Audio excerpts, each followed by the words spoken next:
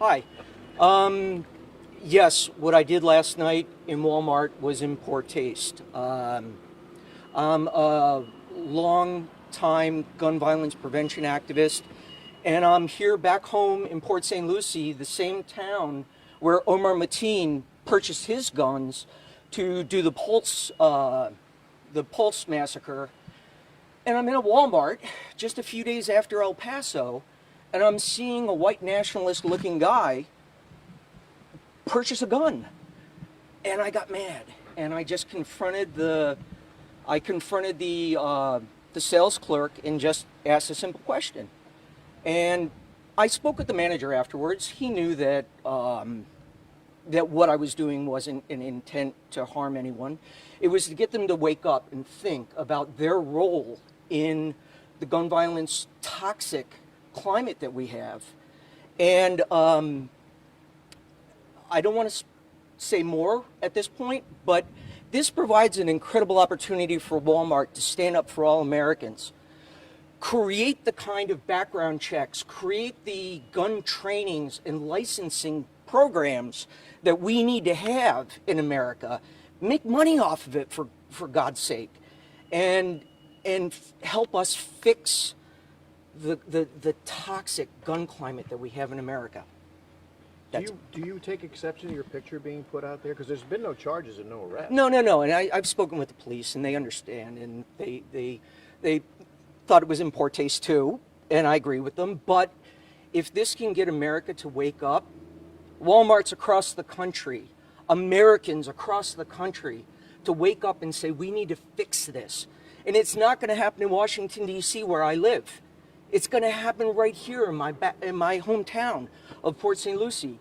And we need to do this across the country. And I don't say go into your Walmart and confront them that way, but I will say this: do something. Because just calling your members of Congress and calling your elected officials isn't going to do it. And boycotting Walmart isn't going to do it. That's never going to happen. Do something today. Give me an idea of who you are. The police only said you're politically active, and that's kind of like... Can I get off of the pavement? Yeah. It's really hot. Yeah, I'm just trying to... Stand on the grass. That'd be great. Take the grass, Philip. Okay. Yeah. We'll keep you in the sun that way. Keep you in the sun. Keep the light on your face. Yeah, I mean, is politics part of your occupation, or is it an interest in yours? No, I graduated from Martin County High School, student body president. Most likely to succeed, went on to the University of Florida, go Gators, and moved to Washington to try and make a difference on social justice issues and gun violence prevention. Do you work with an organization or a think tank or something, or nothing? Okay. No. Just on In your fact, I'm down here with my mom back home trying to figure out what to do with the next stage of my life. And But you have been politically active? oh yeah, I've worked with a lot of different social justice causes. I created the first Send a Message to Congress internet. Yeah, you've probably already read that. Yeah.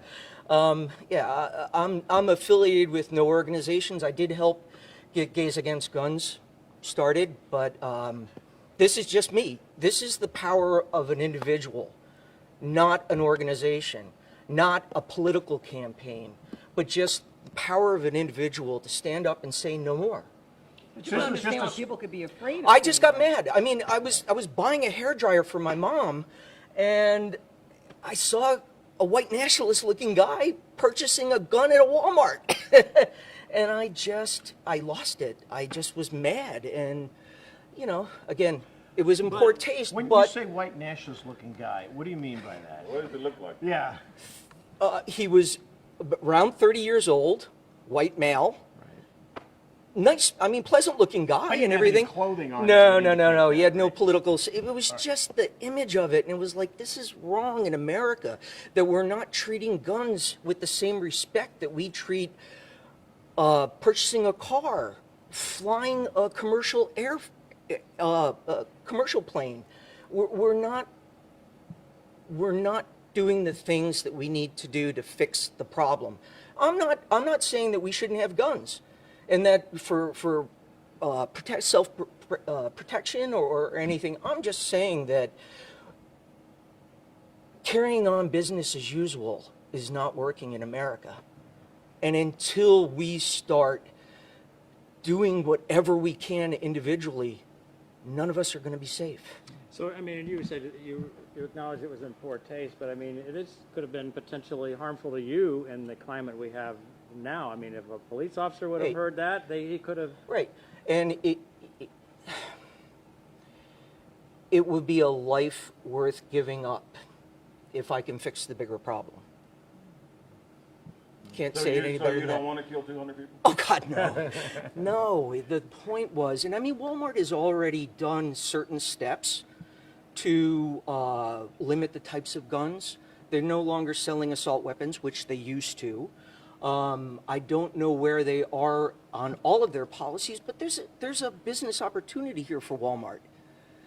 Regardless of whether the nation is requiring it, the laws are requiring it, there's nothing stopping Walmart today from creating classes that you have to take, doing the background checks, and purchasing the background checks as part of your purchasing a gun. So if you want to go into a Walmart, you have to do all of these things that they could make money off of. And they would be keeping Americans a lot safer. Quite frankly, right now, they're not doing a good job of that. Do you, may I ask you, do you own a weapon for protection yourself? No. I mean, you brought it up, so I figured I'd ask, yeah. I'm very much a Christian, and, no. I wouldn't, not even for animals. So you said you founded Gays Against Guns? Is that No, I helped start up the Gays Against Guns chapter in Washington, D.C. Okay. But it was after the Pulse Massacre. Again, Omar Matee